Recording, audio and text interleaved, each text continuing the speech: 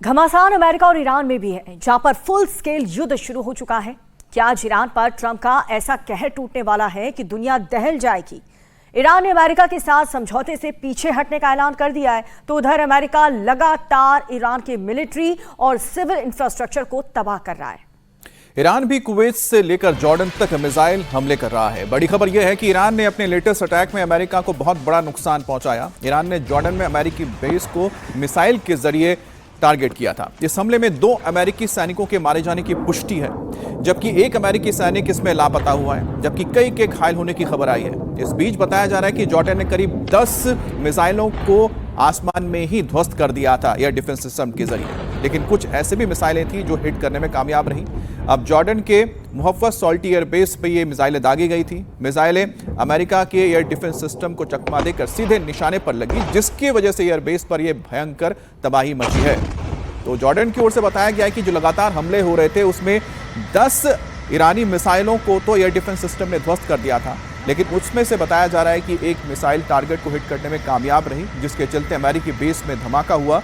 और जिस वक्त ये मौजूद जो सैनिक थे वो एयर डिफेंस सिस्टम के जरिए मुकाबला कर रहे थे ईरानी हमलों का, उसी में ही ये हमले के जद में आ गए और 2 सैनिकों के मारे जाने की खबर आई है।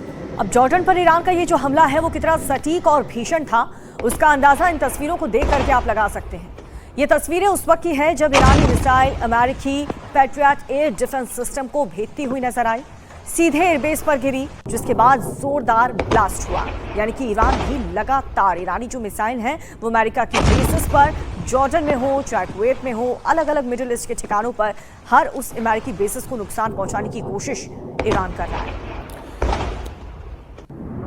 तो ये तस्वीरें आप देख रहे हैं कि किस तरह से जॉर्डन के ऊपर हमले हुए हैं, और इसमें आप साफ देख सकते हैं कि एक जो मिसाइल है सीधे नीचे आता हुआ गिरा, उसके पीछे एक और। तो जाहिर सी बात है कि जब एयर डिफेंस सिस्टम के जरिए न्यूट्रलाइज किया गया था, टारगेट किया गया था, इंटरसेप्ट किया गया ईरानी मिसाइल को, वो 2 हिस्सों में बढ़ गया था। और हो सकता है कि जिसमें वॉरहेड लगा हुआ था वो हिस्सा या जिसमें फ्यूल था वो नीचे आया, नीचे आने के बाद उसमें धमाका हुआ और उसी के वजह से ये क्षति हुई है। क्योंकि ये देखा गया है कि जब मिसाइलों के टुकड़े नीचे गिरते हैं उनके वजह से भी कई बार धमाके होते हैं, और धमाकों के जद में आने से कई बार नुकसान भी होता है। और इसी में ही बताया जा रहा है कि अमेरिका के 2 सैनिक इसकी जद में आ गए, जिसके वजह से उनकी जान गई है। और जॉर्डन के अमेरिकी बेस की एक और तस्वीर भी सामने आई है।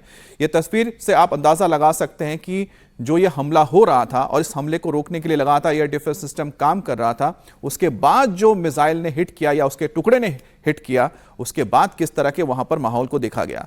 और जहां पर यह मिसाइल गिरा है हो सकता है कि वहां पर बारूद रखा हो या फिर वहां पर तेल का भंडार रखा गया था, क्योंकि जिस तरह से यह धुएं का गुबार उठा है उससे यही जाहिर होता है।